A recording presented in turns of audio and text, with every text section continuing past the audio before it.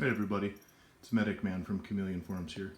I know I promised I'd make a video for quite a while now, but you know, as life happens, I've been quite busy, and my YouTube has been giving me some problems. Haven't been able to upload anything, so wanted to make this video, talk a bit about my Zimbabwe Panther Chameleon and what I've done to set him up what I think is a pretty nice habitat. Now you probably noticed the title of the video is the ideal Panther Chameleon habitat. However, I'm not claiming to be a master or any kind of authority on this. This is just, after doing research, what I've kind of conceptualized as being ideal for, you know, my purposes. Your purposes may be different, and your setup might be quite a bit different. But so we will begin. So first, I think we should probably talk about the chameleon a bit. This is a approximately 2-year-old Zimbabwe Panther Chameleon, originally bred by Camouflage, who are just awesome, by the way. Really good people. I've chatted with them many times over Facebook Messenger, and they're just great. So this is Mr. Smaug, or Smog. It's up to you how to pronounce that. We named him after the dragon in The Hobbit because he demonstrates a lot of the same attitude characteristics. He's kind of territorial, and he's just kind of funny. Hasn't eaten any hobbits that I've seen. However, I'm not gonna put it past him at this point. So yeah, like I said, he's about 2 years old. I just measured him. He's between 16 and 17 inches, tip of nose to back of tail. So he's probably getting pretty close to full grown. I got him from somebody who really wasn't taking care of him very well at all. He was very skinny, he was very little. As many of you who are watching this video will probably remember, but now he's a big chunky boy, and his temperament, when I first got him, I mean, he was just vicious, man. He wouldn't let anybody near him. Didn't want to come out of the cage for any reason whatsoever, and now he's pretty mellow. Hi, bud. Hey, buddy. Pet your chin. No? Maybe not? Okay. So I guess we're going to have a little bit of a toot today. It's just for the camera, though. As soon as I shut it off, he'll let me pet him. We just got out of the shower, so he's actually in a pretty good mood today. So, we'll talk about the cage now. So the cage that I have is this thing is so huge, I have to just kind of like step all the way back. I'm about 8 feet from it now to get the whole thing even in the video. So, this is a large clear-sided atrium from Dragonstrand, which I recommend wholeheartedly. It's absolutely fantastic, and it's huge. I mean, there are pictures in the thread that I posted on Chameleon Forums about how big this thing was, and I'm completely inside of this thing. I'm about 6'2", 240 pounds. So this is a big cage. It's about 4 feet tall. It's about 4 feet wide, and it's about 2 feet deep. So it's just ample space to roam around in. It's constructed very well. It's very similar material to what you've seen. You know, it's the aluminum square stock. It's got this really nice, super flexible plexi, or PVC, I think it is, on 3 sides. The ceiling, of course, is aluminum mesh, as is one of the sides here. I got it complete with dragon ledges and everything. So what I did with this, and I got the optional drainage tray, which I think is non-optional. You need to have it. It's fantastic, and we'll go over that in a minute. So what I did with this setup is I kind of tried to create an infrastructure, and you know, make the whole thing really stable. So I took a lot of madrone branches that were all treated properly in the bathtub with bleach, or baked in the oven to make sure we kill all the bugs. But I zip tied them back and forth to all the dragon ledges, and then I hung, I think those are 6-inch pots. I'm not completely sure. So all the plants are in, and then I sprayed the whole thing down with the Pond and Stone. Is it Pond and Stone? Yeah, great stuff. Pond and Stone foam, which is just awesome. I mean, it just completes the look. It looks really cool in there. I'm sure the camera's not going to do it justice, but Seems to be very durable. It doesn't give a crap about water. I mean, it's kind of squishy, but he doesn't tear it up. I haven't noticed any destruction of the foam, so he's not eating it. He's not tearing it up. It's pretty strong stuff. It's pretty cool. The whole thing can bear a lot of weight because every one of those plants in here is real and has soil in the pots. So wanted to talk a bit about that too, because I've found some plants that work really well in this kind of a setup and some plants that don't really work too well. So first of all, it's kind of hard. It's my girlfriend's favorite plant in the entire cage is the Guzmania bromeliad right here. And this thing just loves this setup. I mean, it's almost 2 feet tip to tip of leaves. It has just exploded since I set it in here. So that's definitely on the does very well list, in addition to asparagus fern. Asparagus fern loves this kind of setup. It's all moist, it's hot, sunny. It's exploded as well. In addition, we have a couple of flourishing rubber tree plants that I've put in. And then we have a couple of dracaenas. There's one back there as well. And I just got another asparagus fern and stuck it in because I had a western sword fern, and that it's not that it didn't do well in the setup, it's that the roots are very aggressive and they grow fast. It's a very strong plant, so it was becoming root bound and was starting to die. So I took that outside and traded it in for a new asparagus fern. This thing doesn't look very big, but it's massive. It's more than 18 inches tall. It's kind of exploding everywhere. I mean, it's already vining all the way across the cage, shooting over here, coming up over in this area. So that's definitely a good plant for a chameleon. He hasn't broken any of the branches off or anything. The only plant that I can see that he's damaged is just kind of broke off the leaf of that rubber tree plant a little bit. Probably from falling on it from the ceiling. He's a dork and really likes to climb on the freaking ceiling for some reason. I don't know. Yeah, I'm talking about you. You're the dork. Yeah, he's a good man though. Anyway, so those are great. I don't have them potted directly into just one pot. All of the plants in this enclosure are double potted so that I can just remove them. So I sealed one pot into the foam and planted the plant itself in a second pot. That's for all of them.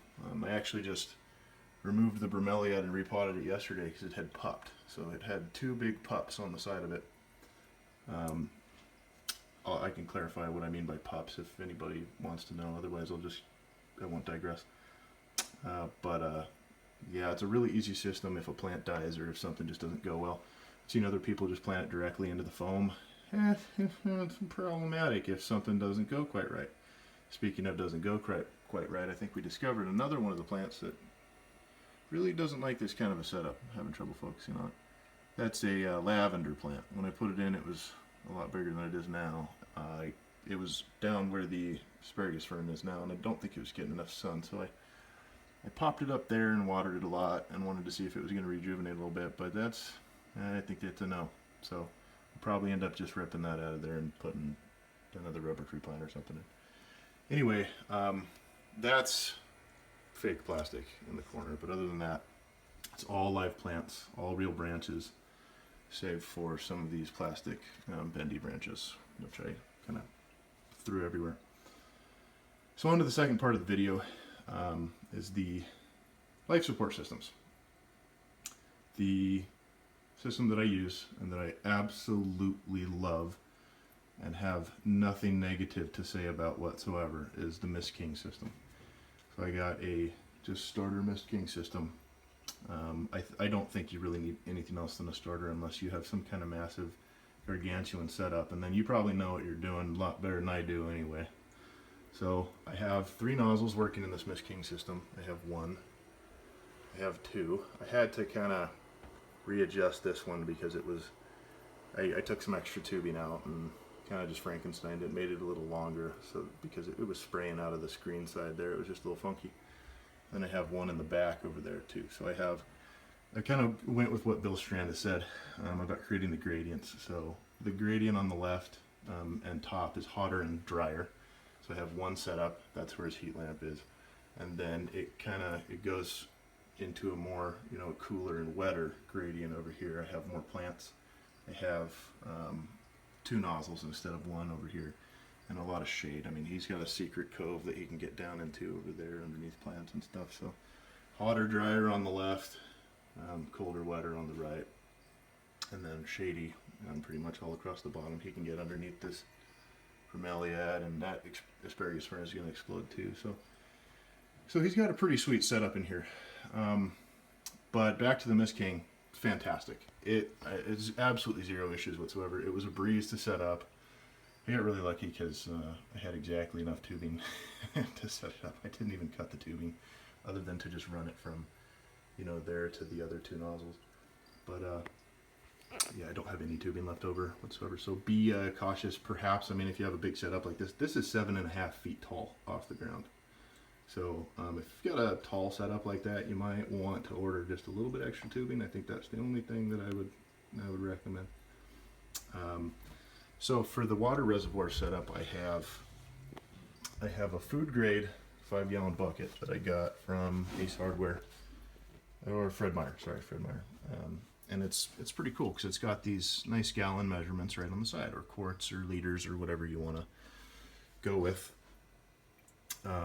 And I have the Mist King bulkhead installed on the side of it, which is really nice. No leaks whatsoever. I know what you're thinking. Uh-oh, there's a power strip underneath the water supply. This guy must be an idiot. Yeah, no, I'm kind of silly with waterproofing stuff. So I tested and tested and tested and tested to make sure there are no leaks with my setup whatsoever. Definitely keeping an eye out though, but so far nothing. And as the manual said, in quotation marks or in parentheses, even if you don't read manuals, the pump is installed below, underlined, bold, italics, below the water reservoir. It's very, very important. So, like I said, I have the drainage pan, and because this is non-removable, I've made it non-removable. I have it draining to another 5-gallon bucket. So I'll kind of show you. It's a little hard to see, but I went to Ace Hardware and grabbed some plumbing supplies. I installed a drain over there on that side. I just wanted it to be a little easier. You know, I didn't want to ever have an issue with it overflowing on accident. So I installed a drain over there and plumbed it to another 5-gallon bucket. So I have an on-off valve here. All that black stuff is just silicone caulking because I noticed there was a tiny little leak somewhere, and I spent 20 minutes trying to figure out where the 1 drip per hour leak was in the setup, and I just got really impatient. So I just covered the whole thing in silicone, and it doesn't leak anymore. So that's good. I have to empty this once every 2 days, I think, something like that. But I missed pretty aggressively and whatnot, so your results may vary. This also, with 3 nozzles, I think this will last 4 days. Put 5 gallons of water in there. I run to Fred Meyer or our little Rite Aid here, and I fill up 5-gallon jugs with reverse osmosis only water. So that's another reason why I haven't had any issues with the Mist King setup whatsoever. So that being said, I bragged a little bit about a dripper system that I had come up with, and I'm still very, very proud of it because it's a total pain in the butt to run the little dripper on a cage that is 7.5 feet tall. Getting up there is not great. So I had this little ledge installed up here, and that's where I set the dripper. I'd run tubing from there all the way to behind the thing, and it'd always get air bubbles in it, and it wouldn't drip quite right, and it just kind of pissed me off. So I kind of brainstormed, and I came up with an idea. So what I did, and I'll make this real simple, I'm totally down to helping any of you figure out how to do this again. I'll even take pictures of all the parts if you want. But so what I did was I took a Fred Meyer, or I'm sorry, I keep getting Ace and Fred Meyer mixed up. It's pretty much the only 2 things I have in my little town here. Take an Ace Hardware Home and Garden pressure sprayer bottle, and I Frankensteined it. So it comes out here, and as you can see, it runs and then connects to some tubing. It won't come all the way out of here because it's ran up the side and screwed in and the whole deal. So what I do is, so before I get too far, if you take the handle off of that, specifically that Ace hardware sprayer, I can't say the same for any others because I haven't really tried it. If you just unscrew the handle, the little female piece that will take tubing is exactly 1/4 inch. So you can get this 1/4 inch tubing and kind of do the same thing I did. So we give it a couple of pumps, lock it. I already kind of pre-pumped it, so we wouldn't spend an hour pumping here. And pump it up, and then you come over here, and what I did here was I kind of Frankensteined some refrigerator pieces. They were pieces to a refrigerator ice maker system. So it's like a little brass needle valve and a couple other things. And I made a little adapter, so it was only supposed to take tubing in one side. So I made this little adapter, and it's got a needle valve in here. And the tubing runs up all the way into the cage. And when I built the cage, I put in 4 Mist King wedges, and I ended up having an extra Mist King bulkhead as well, which turned out to be really lucky. So I ran the tubing into one end of that bulkhead, installed the bulkhead in the wedge, and then got another about 6 inches of tubing here, which can rotate because it's in that bulkhead, and put a little brass fitting in the end of it. And now, if I want to turn this not mister, but dripper system on, sorry, getting the door in the way is probably not a great idea. All I do is come over here, turn this knob on a little bit, and look at that. Drip, drip, drip. This is a pretty good system. I probably could get my phone wet right now if I turned it on more, but you can adjust the thing so it's just a fast drip. And y'all, I have pumped this thing up like 20 times and then gone into town and ran errands for a couple hours and come back and this thing's still going strong just like this. So it's kind of cool. The cost of the whole dripper system, $24. So you can't really go wrong with that either. So yeah, I'm pretty proud of that. Anyway, that's almost everything. Oh, I forgot to talk about the light setup. I do have the, I think they call it Tropic.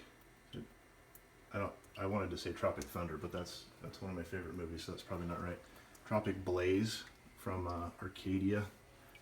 I got it from Todd at Light Your Reptiles, which is just absolutely fantastic. So this is the 48-inch T5 quad setup, and I'm running the 12% UV, which I was told was the best for, you know, a big cage like this and shooting through mesh. So I only, I have it set up to the UV to come on halfway through the day, so he's not getting blasted by, 12% all day.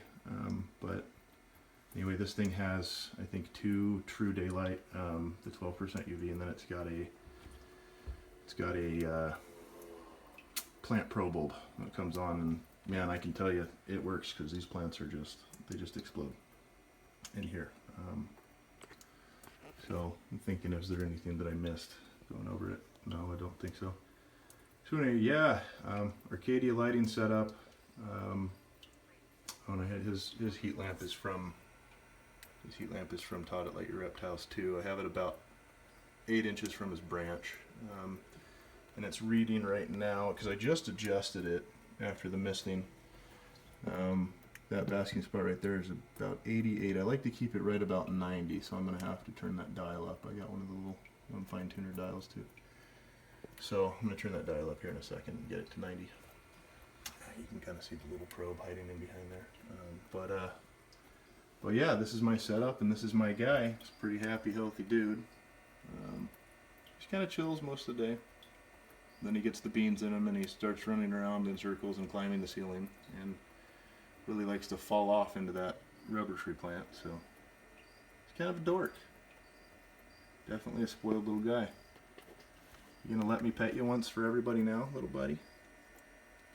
Yeah, no, maybe, just a little bit. Okay, yeah, just a little pet on the chin. Screw off, Dad. All right, everybody. Well, feel free to ask questions. I'm sure I probably forgot something, but I've been promising a video for a while, so there it is. Medic Man out.